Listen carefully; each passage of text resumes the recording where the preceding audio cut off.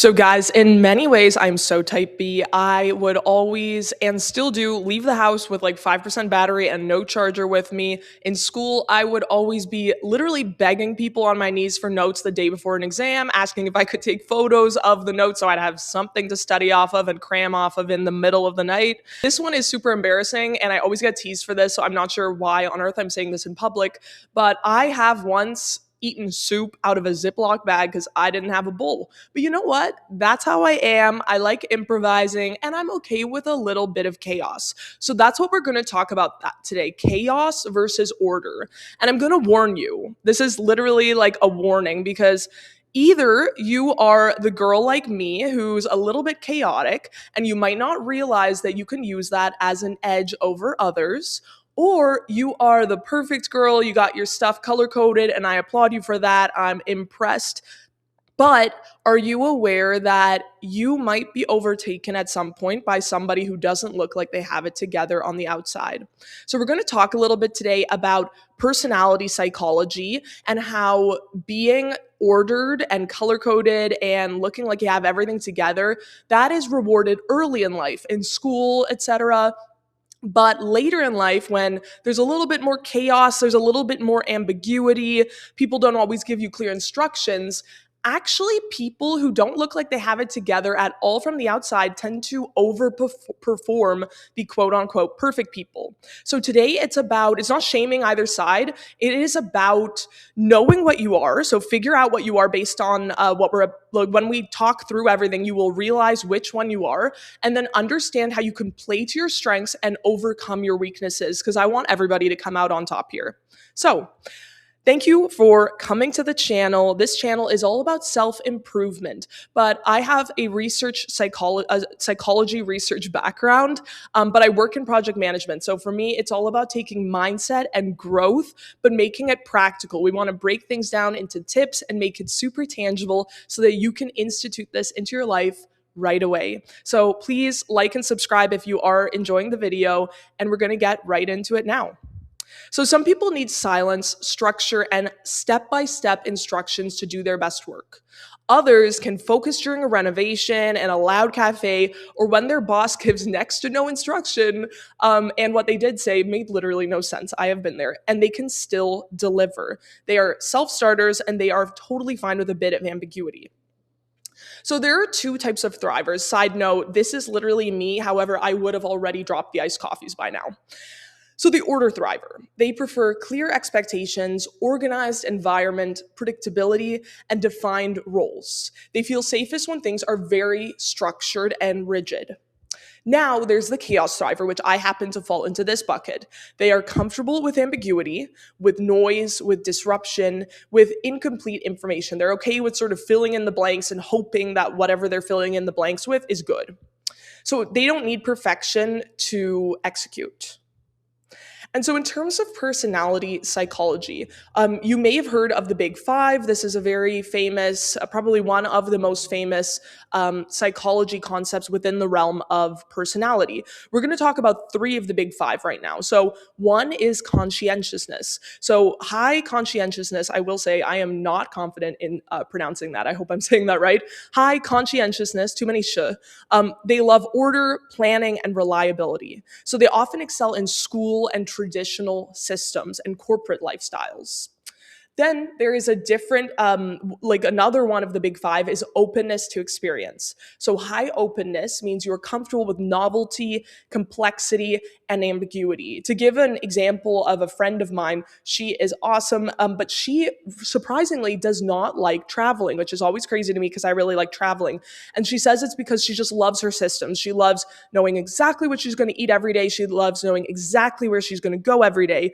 But so that would be probably less high openness. So people who are high openness are going to be more adaptable when things are undefined. Now, moving on to another one of the Big Five, neuroticism. So higher neuroticism means more stress sensitivity, while lower neuroticism means they are more stable under chaos. And some personalities are optimized for stability, while others are optimized for uncertainty. So different nervous systems means different personality wiring. And again, it's not to say that one is bad or one is good. All that I'm saying is that if you know which one you are, then you can play to your strengths and then make sure that you make up for your weaknesses. So I really think it's important to sort of psychoanalyze yourself in the sense. So, order is rewarded early, as I already alluded to. School rewards sitting still, following directions, clear rubrics, consistency. That heavily favors high conscientiousness and structure oriented minds. So, early in life, order thrivers often look ahead. But that system is controlled and predictable, and life eventually isn't. And honestly, side note, I think it's sort of unfair that this is the way society is structured, because I like definitely felt early in life I didn't feel like I was smart or anything because I was sort of different in my approach. But now that I am an adult and I have a full-time job and stuff like that, I actually realize that the fact that I'm okay with ambiguity and stuff like that is a massive strength. And because I now know how to instill a little bit of structure and organization into my life myself, I feel like I have the best of both worlds. Okay, now moving on to the shift when life becomes unstable. Also, side note, there was literally no reason. Usually I choose photos, like pretty photos that kind of go with what I'm saying. Genuinely just loved her rings. Had to put it in. Literally, this is just like, take it as like a style note. It has nothing to do with what I'm about to say. So, career pivots, entrepreneurship, crisis, economic shifts, leadership during uncertainty, and personal chaos like moving, illness, and breakups. So when there's no clear answer and there's no rubric, your plan is going to collapse. That is, if you are that sort of more type A, structured, rigid person. Meanwhile, the chaos thriver, they don't freeze, they don't wait for instructions, they don't need calm to think. There can be babies crying, renovations happening, maybe they're, sleeping on a mattress on the floor because like they just took apart their bed to move. Yes, I am actually going through that right now.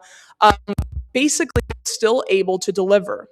So when your nervous system can stay regulated in disorder, your cognition stays online.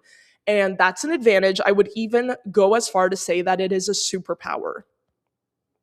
So, nervous system capacity is the real edge here, people. So, some people lose executive function under stress and need structure to feel safe enough to think, while others maintain clarity in instability or even sharpen under pressure. This isn't about being messy. It's about ambiguity tolerance, stress tolerance, emotional regulation, cognitive flexibility, and those are trainable. So again, I want to hone in on the fact that if you are like, "Oh no, I'm like really suck at some of this." It's cool. Like you can work on that. Just like I had to work on organization because that was a weakness of mine. So I will note that there is a shadow on both sides. So the order thriver, some of their shadows are rigidity, anxiety when plans fail, paralysis without structure. They may get overwhelmed when, say, a boss does not give them very clear instructions for a task. Meanwhile, a chaos thriver also has shadows. So they avoid systems, they are maybe sort of inconsistent, they thrive on urgency instead of discipline. Believe me, I never, ever, ever planned well for a test when I was in university. Always crammed and sort of got lucky, but could it have backfired on me? 100% it could have. So the highest level is integrating both, be able to build structure, but not depend on it. And so that would be someone like me. I have to build my own structure and organizational systems that work for me so that I am more organized. Yet my superpower is that I thrive in chaos as well. Meanwhile, if you are the other type of person, you already are great at those rigid structures, but you need to actually expose yourself. Like it's exposure therapy to chaos and ambiguity so that you too are better in that chaotic environment. So now we're going to talk about practical tips. So actionable ideas to tolerate chaos. Work occasionally in imperfect conditions. So maybe go to like a coffee shop that's not actually really designed for like good working conditions. Start before you feel fully ready. Do tasks with minimal instructions. Reduce over planning. Train stress regulation, so like breathing, exposure to mild discomfort, and intentionally introduce small unpredictability into your routine. So sometimes, why don't you just not do your routine? What if you like don't go to the gym and you don't make a smoothie and instead you, I don't know what you would do. Like maybe go across the street and like grab a bagel and just don't literally purposefully refrain yourself from doing like your perfect routine. Now, I will say that honestly, if this is like seems really uncomfortable to you, I highly encourage it because like especially working with noise, that has been a game changer for me. I have been abroad traveling and I have done like great remote work in bars, like just with my laptop. And I'm like the only weirdo there with a laptop, but at the same time, it's cool. I'm in like a cool environment, but I'm still getting my work done. Now, on the flip side, this is for people who are like me. You might want to try creating an automated daily to do list. For me, having that daily to do list that at the end of the day, I just press a button and then it would all just refresh and I have the exact like same list ready to go the next day. I did mine in Notion. Super, super helpful for me. Another one is like keep a charger in each room. Again, like I don't know. Actually, right now my phone is on 75% battery. That is pretty good for me. But yesterday I went out with 14% battery with no charger. Another one is to take notes online instead of on paper. That's one of the reasons that school was kind of rough for me because I just can't get paper organized. But if I'm using like a digital system, I'm actually pretty good. So, in conclusion, you don't have to become someone else. But if you can function without perfect conditions, you can become dangerous in the best way. Order wins when the system is stable, but when the system shakes, the adaptable rise. So, literally, this is a call to action. If you are that highly structured, highly rigid person, good for you. I applaud you. In some ways, I should be more like you. But I really encourage you to let a little bit of chaos in your life because I swear it will give you a competitive edge. And for those people like me, keep being chaotic. I love the unhinged vibes. It's a lot of fun over here, okay? It's a lot of fun on the dark side. But maybe make a daily to-do list, maybe bring a charger.